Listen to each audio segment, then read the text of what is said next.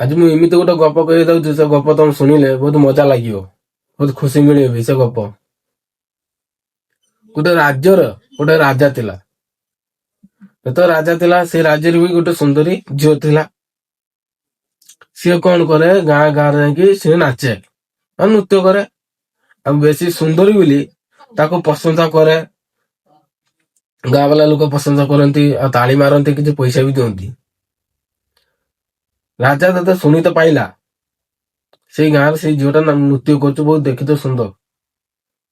ତ ସୈନ୍ୟ ହାତର ଖବର ପଠେଇଲା ଯେ ସେ ଝିଅକୁ ନେଇକି ଆସ ରାଜ ଦରବାରକୁ। ଯେତେବେଳେ ରାଜ ଦରବାରକୁ ଅଣାଗଲା, ରାଜା କହିଲେ ଯେ ତମେ ଏଇଠି ନୃତ୍ୟ କର, ନାଚ।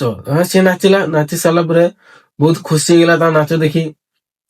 ନାଚ ଦେଖି ଖୁସି ହେଇ ସାରିଲା ପରେ ସେଇ ଝିଅଟି ପଚାରିଲା, ବହୁତ ଗର୍ବ ସହ ପଚାରିଲା, କହିଲା ରାଜା, ତ ମୁଁ ଆଜି ଗୋଟେ କଥା ପଚାରିବି। ରାଜା କହିଲେ ପଚାର, ଯାହା ପଚାରି ଅଛି ପଚାର।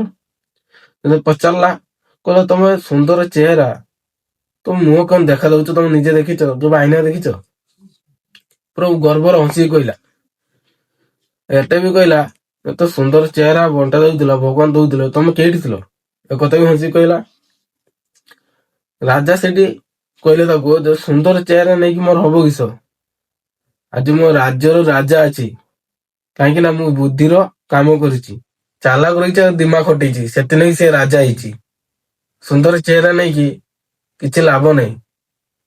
ଯାହା ମୁହଁ ଯେମିତି ଅଛି ନା, ତାକୁ କେବେ ଖରାପ କଥା କହିବନି, କାହିଁକି ନା ସେଟା ଭଗବାନ ଯାହା ଦେଇଛନ୍ତି ବହୁତ ଭଲ ପାଇଁ ଦେଇଛନ୍ତି। ଏତିକି ରହୁଛୁ। ଜୟ ଜଗନ୍ନାଥ।